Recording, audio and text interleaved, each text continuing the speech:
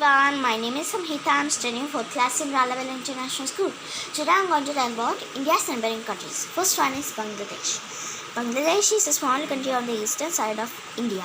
India shares a long border with Bangladesh. Dhaka is the capital and largest city of Bangladesh. In 1971, East Pakistan became the independent Republic of Bangladesh. Bangladesh and India signed a treaty of friendship and peace in 1972. Dhaka is the currency of Bangladesh. Two-thirds of the population of Bangladesh are farmers. It also has flourishing garment industry.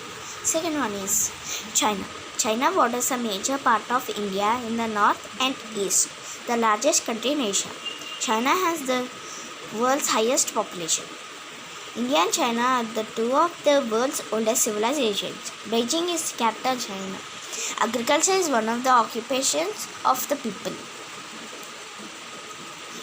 China is the world's largest producer of rice. Third one is Pakistan. Pakistan is located to the northwest of India. It was a part of India and became separate country in 1947. Pakistan is the site of ancient valley civilization. Pakistan is an Islamic country. Its major language is Urdu. Islamabad is the capital of Pakistan. Nepal. Nepal is a landlocked country with amazing snow peaks. It lies to India's northeast. Kathmandu is capital of Nepal. It attracts a lot of tourists. Nepal is home to 8 of the 10 highest peaks in the world, including Mount Everest. Agriculture is the main industry. Tourism is also an important industry in Nepal. Myanmar, once known as Burma. Myanmar lies to India's northeast. It is bordered by Bangladesh, India, China, Laos and Thailand. The capital of Myanmar is Naypyidaw. It became an independent country in 1948. Myanmar is a country rich in natural resources. Minerals, oil, natural gas and gems are some of the natural resources found there. Okay. Now, Bhutan. Bhutan is a tiny Himalayan country located at eastern end of the Himalayas. Bhutan is also called the land of thundering dragons because it is often battered by violent storms that arise in Himalayas. The capital of Bhutan is Thimphu.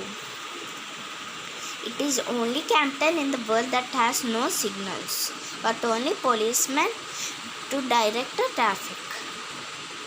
People of India and Bhutan can travel to each other countries without a visa. Okay. Now, Afghanistan.